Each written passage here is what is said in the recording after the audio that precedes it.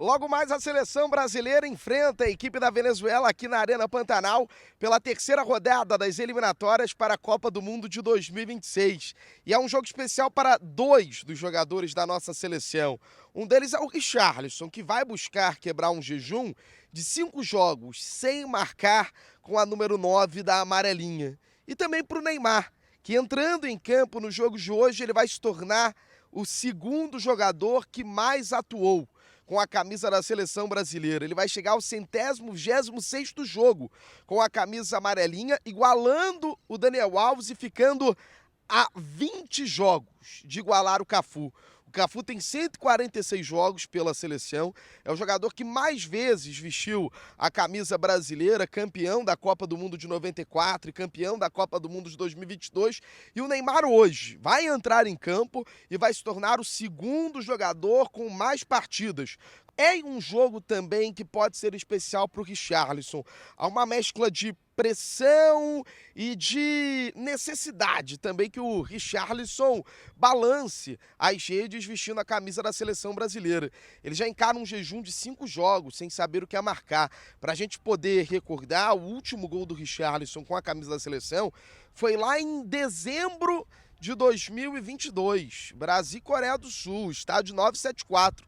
Desde então, o Richarlison entrou dentro de campo contra a Croácia, entrou dentro de campo contra Senegal, entrou dentro de campo contra a Guiné, contra a Bolívia, contra o Peru e não balançou as redes. Isso para um centroavante é muito incômodo. E havia até uma expectativa aqui em Cuiabá se o Diniz daria uma nova chance para o Richarlison como 9 da seleção brasileira ou testaria novas alternativas para o ataque da equipe.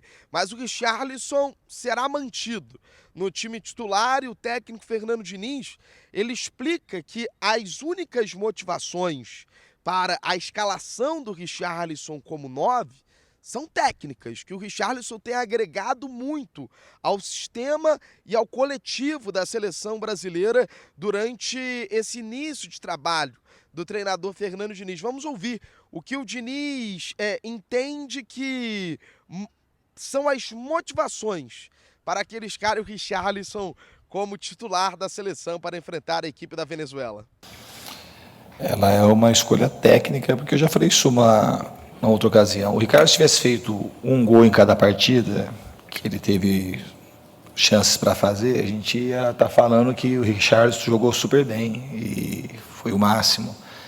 Ele não fez os gols, mas jogou bem os 2 jogos, tanto na parte tática quanto na parte técnica. Ele contribuiu muito com o time, mas a gente vai fazendo uma coisa.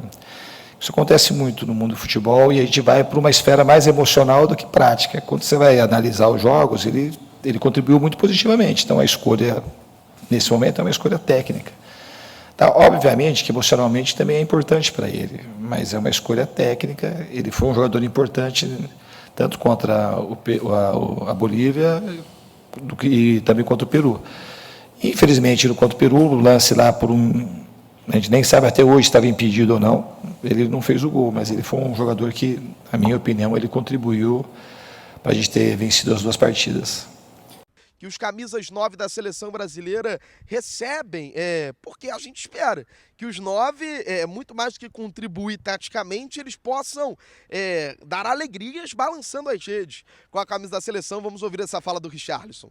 E agora eu sei, né, o peso que Ronaldo carregou, que outros grandes jogadores vestiram essa camisa carregavam, né? Porque quando se veste a camisa 9 é sinônimo de gol, né? Então quero ser ídolo da torcida brasileira. Nem Jesus agradou a todos, né? Então você tem que saber lidar com os comentários negativos e com os positivos também, né? Tem que saber lidar, tem que controlar isso. Seja pelo mal ou pelo bem, você tem que saber lidar com esse tipo de situação. O maior ídolo, Ronaldo, né, que é uma referência para todos os atacantes, né, para todos os centroavantes. Então, para mim é um orgulho muito grande de estar vestindo a camisa 9, de ter disputado uma Copa do Mundo. Mudamos até de posição aqui, porque a gente estava debaixo do sol e tá muito quente aqui em Cuiabá. Os termômetros estão na casa dos 40 graus, a sensação térmica ultrapassa isso e nem o equipamento aguentou. Por isso a gente está aqui debaixo de uma árvore com a Arena Pantanal de fundo para a gente concluir esse nosso informativo aqui do dia do jogo, do dia da partida. Sobre essa fala do Richarlison, eu acho que ele não quis se comparar com o Ronaldo. Se foi o objetivo dele, ele está equivocado. Não cabe comparação. A gente teve 2 jogadores que foram para uma Copa do Mundo com 17 anos. Um, Pelé, que já decidiu numa final com um golaço, em 58 contra a Suécia. O outro foi o Ronaldo, que é um dos maiores camisas 9 da história do futebol mundial. 2 Copas do Mundo. 2002, uma baita atuação, se recuperando de uma lesão. Então, não cabe comparação com o fenômeno. Se o Richarlison teve essa intenção, ele errou, mas eu sinceramente eu acredito que não. Eu acredito que ele sabe que ele não tem o nível do Ronaldo Fenômeno. Eu acho que a gente não tem, talvez hoje, um centroavante que possa dizer, olha, esse vai ser do nível do Ronaldo. Tem muita gente que acredita que o Vitor Roque possa ser, porque ele surge com 17 anos, que o Marcos Leonardo possa dar resposta. Mas eu, particularmente, eu prefiro esperar para ver, até porque o Ronaldo com 17 anos já estava sendo convocado para uma Copa do Mundo. 4 anos depois, com 21 anos de idade, ele já era o grande responsável numa seleção que foi vice-campeã mundial e a gente sabe tudo que aconteceu antes daquela final de 1998. Então, comparações com o Ronaldo não cabem. Porque o Ronaldo ele tá num nível muito alto da história do futebol mundial, foi eleito o melhor jogador do mundo muito cedo. Então, eu imagino que o Richarlison ele não teve a intenção de se comparar com o Ronaldo. Talvez a escolha das palavras dele ali tenha levado a isso. Ele enxerga o Ronaldo como um ídolo, como uma referência. Então é natural que ele tenha 2 grandes espelhos vestindo a camisa da seleção brasileira. Um é o Neymar, companheiro dele de seleção. Inclusive a gente sabe que nas costas do Richarlison tem, de um lado o Neymar, de outro o Ronaldo. São as 2 grandes referências dele. Então ele coloca o Ronaldo como essa referência, como essa inspiração. E meio que ele diz, poxa, o Ronaldo um dia também recebeu pressão. Então, eu, como 9 da seleção brasileira, como um dia o Ronaldo foi, mesmo que eu não tenha o nível do Ronaldo, eu preciso assimilar essa pressão para que eu possa corresponder dentro de campo. E outra, eu já não sei se o Diniz vai manter o Richarlison no time titular caso ele não consiga agregar, além de taticamente, com definição, também nessa partida aqui contra a Venezuela, porque o Gabriel Jesus tá pedindo passagem. O Gabriel Jesus tá pedindo passagem nesse time da seleção brasileira. E mais, o Gabriel, ele tá tendo uma característica que vai levar ele a ser convocado pelo técnico Fernando Diniz, que é uma polivalência no sistema ofensivo. O Gabriel, se o Diniz quiser, ele escala o Gabriel na vaga do Richarlison. Mas se ele optar, ele pode colocar tanto na vaga do Vinícius Júnior como na vaga do Rodrigo, pelos lados. E o Gabriel já se mostrou à disposição também de fazer uma função mais recuado, como um segundo atacante para jogar ao lado do Matheus Cunha, ao lado do Richarlison, ou de um 9 plantado ali dentro da grande área. Vamos ouvir essa fala do Gabriel Jesus, centroavante do Arsenal, que já tem experiência de ter trabalhado com o Pep Guardiola, agora com o Arteta, e agora vem trabalhar com o técnico Fernando Diniz. Vamos ouvir o que disse o Gabriel Jesus, que pode jogar em todas ali no ataque da seleção brasileira. Ele que havia sido convocado para substituir o Antony de última hora antes do jogo contra a Bolívia, mas já está consolidando seu espaço na seleção. Ele está treinando mais aberto, mas ele cai por todas as funções ali no ataque. Vamos ouvir o que disse o Gabriel Jesus. Vale ressaltar que eu venho fazendo muitas funções no Arsenal, né? Óbvio que quando eu optei em me transferir do City para o Arsenal, assim como o Edu e o Arteta, eles conversaram comigo e eu deixei bem claro que eu queria voltar a jogar de 9. E a ideia do Arsenal era essa, de eu jogar de 9, mais solto, enfim. E essa temporada, óbvio, está sendo um pouquinho diferente, porque tivemos algumas lesões e dos últimos 4 jogos eu joguei 3 de ponta e 1 de 9. Então, eu acredito que isso seja muito bom para mim e por algum tempo eu pensei em ficar nessa de falar que quero jogar de 9, mas eu estou ali para ajudar o time. Eu sou muito abençoado por Deus, por ter me concedido esse talento e essa grande versatilidade de jogar nas 3 posições ali na frente. Então, eu prefiro não falar, não ficar escolhendo e sim estar ali para ajudar.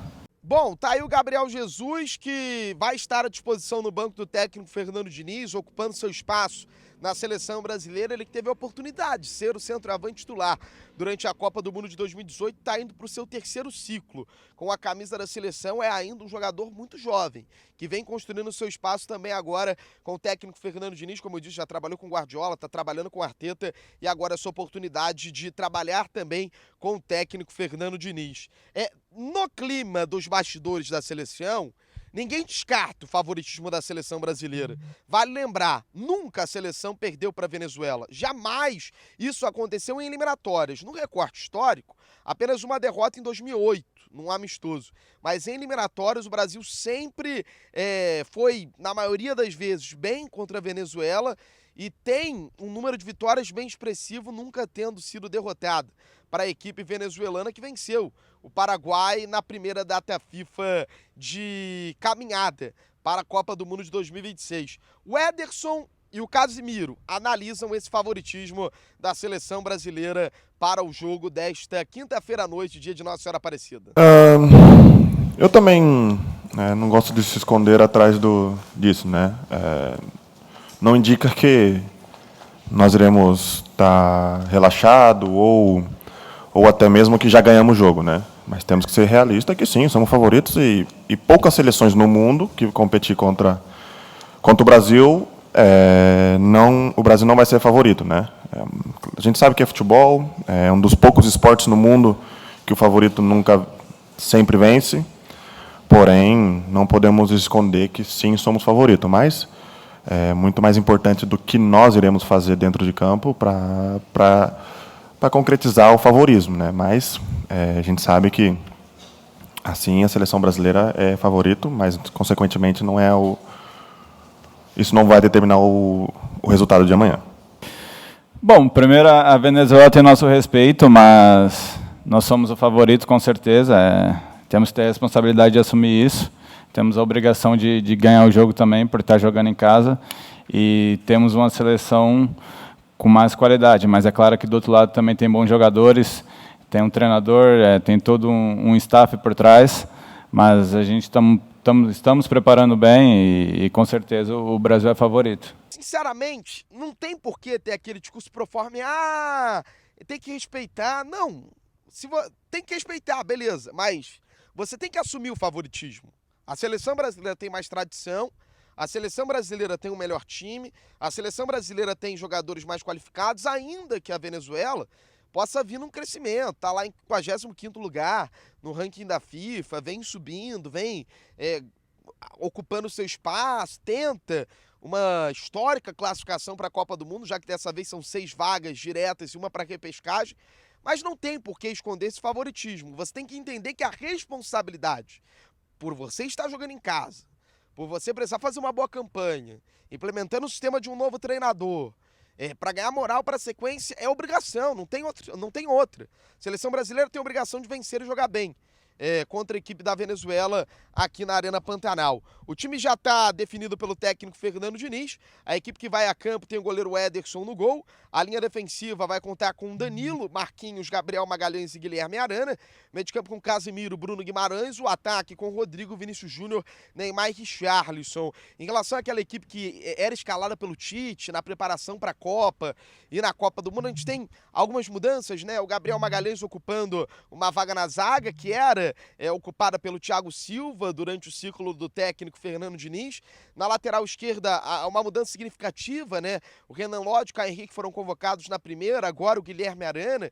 Na Copa a gente teve Alexandre e Alex Telles, então é uma ruptura ali pelo lado esquerdo do gramado. No meio de campo, Casimiro é o capitão da seleção brasileira, permanece, mas o homem que foi convocado pelo Tite era a reserva, agora é titular, o Bruno Guimarães. Durante a Copa, o Paquetá fez essa função. Durante a preparação para a Copa, o escalado ali era sempre o Fred, numa época que a seleção jogava num 4-3-3, com o Paquetá armando ao lado do Neymar. E o ataque, muito parecido com o que o Tite escalava. Tite jogando com 4 atacantes tinha Neymar, Rafinha, Vinícius e Richarlison.